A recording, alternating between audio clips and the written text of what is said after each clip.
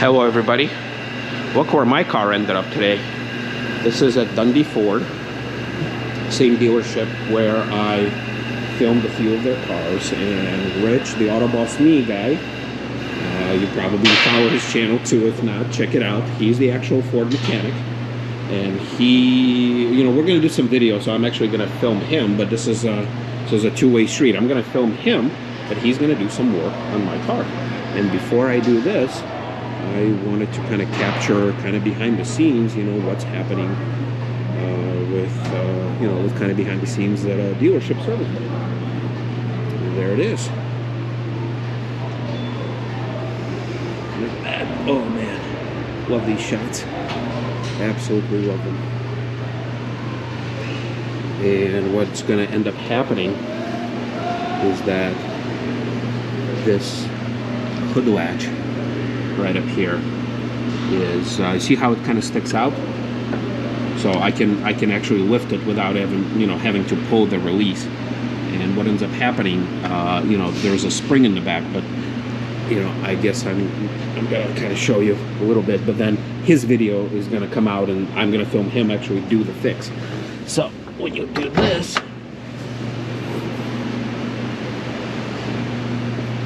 this thing shoots out. And from what I understand, something has to do with this bending a certain way. Let's see if I can turn the light on. There you go. When this building a certain way, bending, where it wouldn't retract back all the way. So it would kind of be, I don't know, half-cocked, if I can call it that. So it needs to be bent, and he knows how to do it. I mean, he's done it plenty of times. And so we'll see how it goes. But I'm confident it's going to come out better. So the idea here is the throw. Whenever this is pushed in. Here, maybe I can do this. So whenever this comes down to push in, it's supposed to push all the way. What I think happened is this: either the channel back here is a little wore out, which doesn't really look like it, or this got slightly bent. And you see, if I was to push.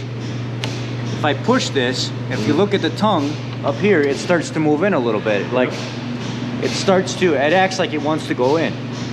So I'm thinking if I straighten this out just a hair, this bend, if I bring it in just a hair, it's actually gonna push on that more and it's gonna bring it in more. Okay, all right, but this is gonna be more for Rich's channel. So I kind of started filming, but so I definitely don't wanna steal you know, his thunder. So for the rest of the actual fix, please tune in to Rich's channel. His link is going to be in the description, and I'm sure he'll post it soon, if not faster than me. All right, guys, to continue the last video, I tried to fix a car, and this is what happened. I think, so everything that I knew how to put back there, it's already there. These are just extra pieces. I figured whatever that is, it's just not necessary. And yeah. So kind of oops, I did it again moment. And I think when this truck starts driving, and maybe a few more pieces will fall on the ground because of reasons. But yeah, man, I tell you, this is why I don't work on my own car or any car for that matter, is because I can't do this.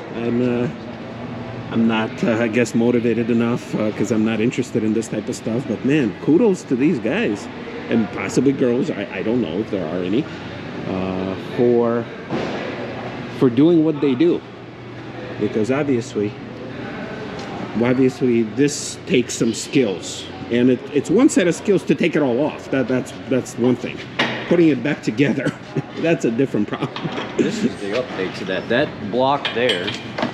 Wow. This here. That block there has.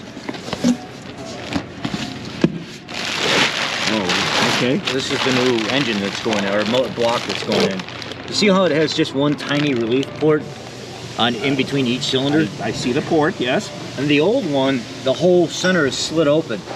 It's got a big gaping hole in the center of it, where they thought it was a good idea to run a sawtooth like like a saw blade width straight through the center of these cylinders. And what ended up happening is coolant was getting in the cylinders as the cylinders were walking back and forth under load. Okay. So they had to redesign everything. So this is the redesign. This is the redesign with just one coolant relief instead of the whole entire center being the issue. Okay. And it's causing the cylinders to misfire. It's eating coolant, all this stuff. All right. Wow. So here's the moral of the story. Pay a mechanic to do this for you if you don't know how to do it yourself. Now, whether you go to a dealership or somewhere else, that's fine. I do both. I do actually use more independent, but also because that other guy that I usually use allows me to film. I have another, I have the bad block over here. All right, let's take a look. See, I'm using this opportunity to film stuff behind the scenes because, once again, usually I don't get a chance to film, and usually customers don't get a chance to see any of this stuff.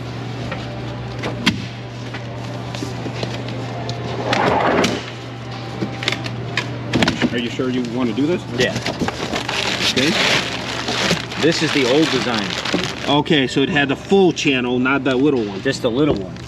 And what ends up happening is that coolant comes up here, and then it actually gets past the gasket and goes down into the cylinder. You see how bad these cylinders are?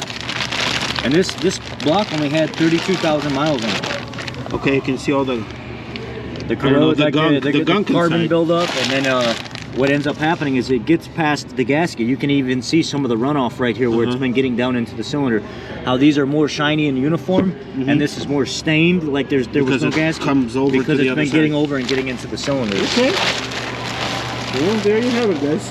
So, once again, so there's my car. There's going to be another video from from Rich, actually, and we'll see you next time.